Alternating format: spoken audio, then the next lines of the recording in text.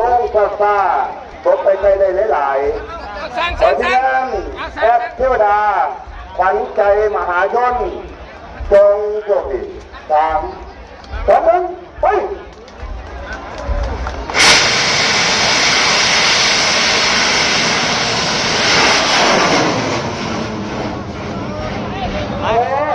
แข่งกันถึงห้อแข่งเลย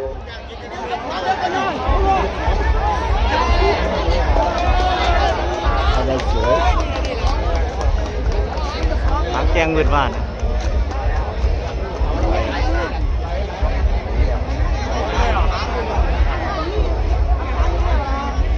ต่อไปหางแกงมืดบ้านนะครับ